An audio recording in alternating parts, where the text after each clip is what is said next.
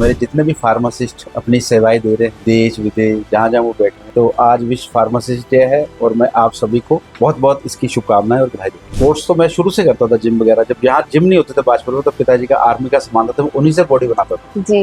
England खेलने गया था वर्ल्ड आर्म रेसलिंग जी। तो उस टाइम हमारे डिपार्टमेंट को बड़ा ताज्जुब हुआ कि स्वास्थ्य विभाग में भी कोई मतलब स्पोर्ट्स वेयर जैसे आपने कहा। नमस्कार, पर्वत शांति न्यूज में आप सभी का स्वागत है और मैं हूं आपके साथ मीनाक्षी सिंह। आज फार्मासिस्ट डे है, तो वही आज इसी के उपलक्ष्य में हम आए हैं बाजपुर के उप जिला चिकित्सालय में। हमारे साथ मौजूद है दलजीत सिंह जी। सर, बहुत बहुत स्वागत है। आप फार्मेसी के एक अधिकारी हैं बाजपुर के जिला अस्पताल में। सर, आपको बहुत बहुत शुभकामनाएं। आज फार्मेसी डे है, क्या कहना चाहेंगे? धन्यवाद आपका। सबसे पहले तो मैं भारत माता की जय जी। और मैं ये कहना चाहूँ कि आज जैसे विश्व फार्मासिस्ट डे है जी। तो मेरे जितने भी फार्मासिस्ट अपनी सेवाएं दे रहे हैं देश विदेश जहाँ जहाँ वो बैठे हैं, क्योंकि एक फार्मासिस्ट जो होता है ना वो स्वास्थ्य विभाग की रीढ़ की हड्डी होता है। जी। तो मैं हमारे जितने भी मतलब ऐसी ऐसी जगह है उत्तराखंड में जहाँ अकेले फार्मासिस्ट हैं, पहाड़ों में और ऐसी ऐसी इंटीरियर जगह पे जहाँ उन्होंने ही पूरा मतलब हॉस्पिटल पूरा ग्रामीण क्षेत्रों में कवर किया है, ऐसी ऐसी विशिष्ट परिस्थितियों में वो लोग अपनी सेवाएं दे रहे हैं। तो मैं उन सबको बधाई देता हूँ कि आप सब बधाई के पात्र हैं। तो आज विश्व फार्मासिस्ट डे है और मैं आप सभी को बहुत बहुत इसकी शुभकामनाएं और बधाई देता हूँ। सर, मैं आपसे जानना चाहूँगी, आपने फार्मेसी की जो आपकी पढ़ाई रही है, आपका जो करियर है, आपने कब से शुरुआत करी है और कहाँ से करी है? मैंने स्कूलिंग जो हुई थी मेरी 5th क्लास तक मैं सेंट मैरीज पढ़ा। उसके बाद 5th to 12th तक दशमेश स्कूल में, क्योंकि हमारे पिताजी स्पोर्ट्स टीचर थे दशमेश स्कूल में जी। और उसके बाद मैंने फिर बीएससी करी काशीपुर से, राधे हरी से। उसके बाद फिर मैं फार्मेसी करने बेंगलोर चला गया, क्योंकि उस टाइम यहाँ कॉलेज कम होते थे। जी जी। तो फिर वहाँ से फार्मेसी हुई, 99 में कंप्लीट हो गई थी। और उसके बाद फिर 2006 में हमें विज्ञप्ति निकली थी, तो दिव्यांग कोटे से मेरी जॉब लगी जी। और 2006 से 7 तक 1 साल मैं राज्य के चिकित्सालय हल्दी पन्नगर रहा जी। और 2007 से 2025 फरवरी तक मैं राज्य के चिकित्सालय रामनगर किलाखेड़ा में रहा जी।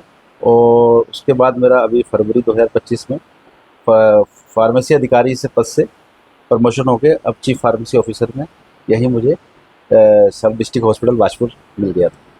सर, जैसे कि आप फार्मेसी के एक अधिकारी बने हैं, साथ ही साथ आप एक खिलाड़ी भी हैं। सर, उसके पीछे का क्या, आपने क्यों सोचा कि फार्मेसी को साथ रखने के साथ ही एक खिलाड़ी बना है? क्यों? क्योंकि खिलाड़ी तो क्या होता है कि ज्यादातर आर्मी या पुलिस वाले लोग ज्यादातर रहते हैं, लेकिन एक फार्मेसी का स्टूडेंट यहाँ खिलाड़ी कैसे बना? सर, उसका आपका क्या जर्नी रही? नहीं, मैं आपको बताता हूँ कि जब मैंने फार्मेसी करी तो स्पोर्ट्स तो मैं शुरू से था, हमारे ब्लड में ही है जी। पिताजी भी हमारे स्पोर्ट्स में आर्मी में बहुत अपने नेशनल लेवल के खिलाड़ी रहे जी।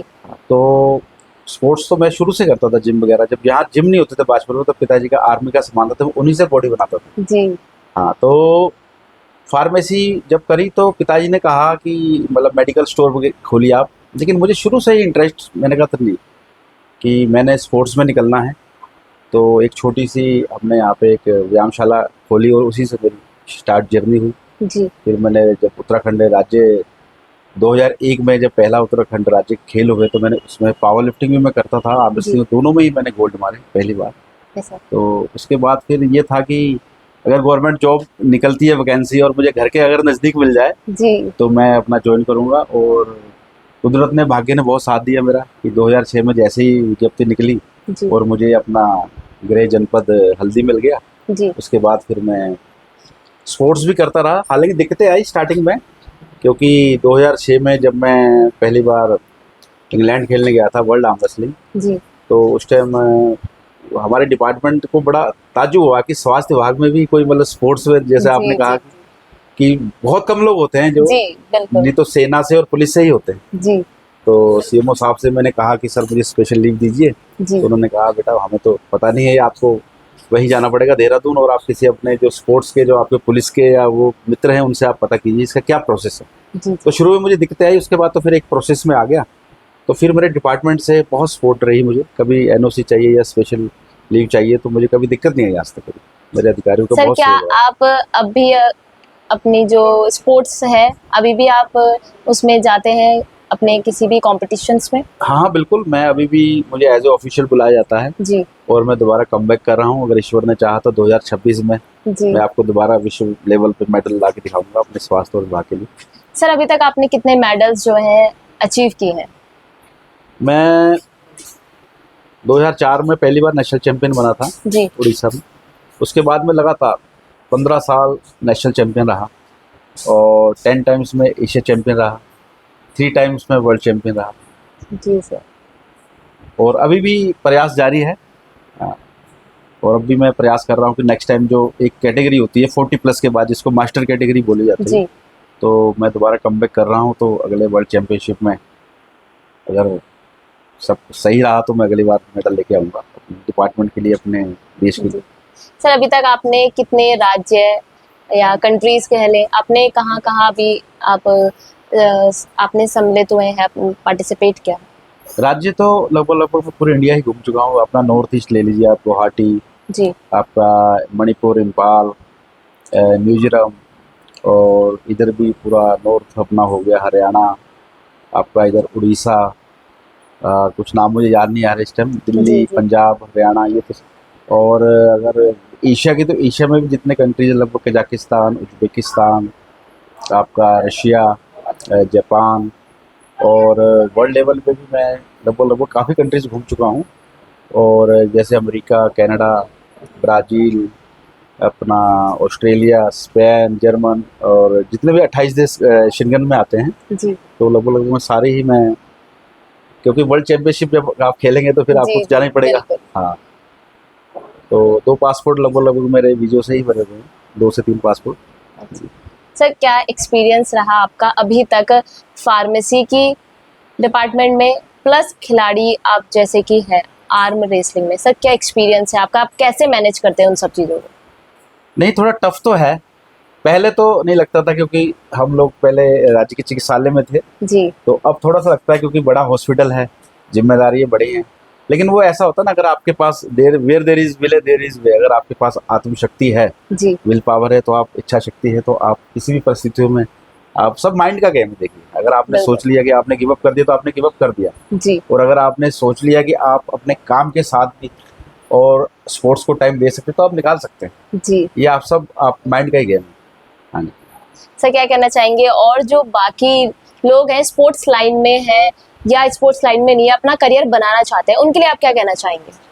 नहीं, अब तो देखिए, हमारे प्रधानमंत्री नरेंद्र मोदी जी ने बहुत स्पोर्ट्स को आगे कर दिया। आप देखिए, पहले तो जो पैरालंपिक खिलाड़ी थे उनको कोई जी। मतलब इतनी तवज्जो नहीं दी जाती थी। अब देखिए, प्रधानमंत्री जी जब भी वो अभी ओलंपिक खेलने जाते हैं या मेडल लाते हैं, तो उनसे बकायदा उनके साथ लंच भी करते हैं, वो लोग जी। डिनर भी करते हैं, बिल्कुल और उनकी हर प्रॉब्लम भी सुनते हैं कि आपको कोई प्रॉब्लम है, और क्या कहते हैं, वहाँ भी उनको गुड लक बोला जाता है। कंपटीशन से पहले भी बोला जाता है, जो आज तक कभी नहीं हुआ। जी। मुझे भी 30-35 साल स्पोर्ट्स करते हुए हो गए, तो अब स्पोर्ट्स में बहुत अच्छा खेल रही है।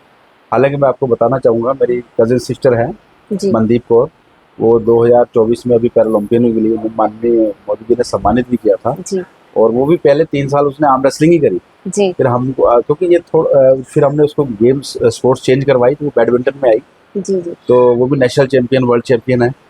और अभी इस टाइम अपना इनकम टैक्स डिपार्टमेंट में अभी वो ऑफिसर की अभी पोस्ट मिली है उसे। जी जी हाँ, तो ऐसा नहीं है कि अगर आदमी में इच्छा शक्ति हो, तो अब तो, पहले होता था खेले वो कूदोगे तो बनोगे खराब, तो अब तो वो बिल्कुल उल्टा हो गया। जी बिल्कुल। हाँ, तो अब कहने का मतलब है, अगर, क्योंकि आप जब स्पोर्ट्स करते हो ना, तो आप पॉजिटिव रहते हो, जी आपकी जो डाइट होती है, आप पॉजिटिव लोगों से मिलते हो, है ना।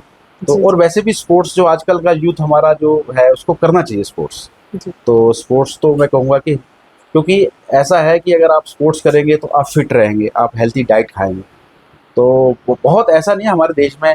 आप देखिए, अब ओलंपिक्स में हमारे कितने मेडल आ रहे हैं, एशिया लेवल पे कितने जी मेडल जी। आ रहे हैं। हाँ। तो ये थे हमारे साथ दलजीत सिंह जी, जिन्होंने फार्मेसी के बारे में ही काफ़ी कुछ बताया, साथ ही साथ जो स्पोर्ट्स है उसके बारे में काफ़ी अच्छी जानकारी दी है। तो ऐसे ही तमाम खबरों को देखने के लिए जुड़े रहिए परवश शांति न्यूज़ में। धन्यवाद।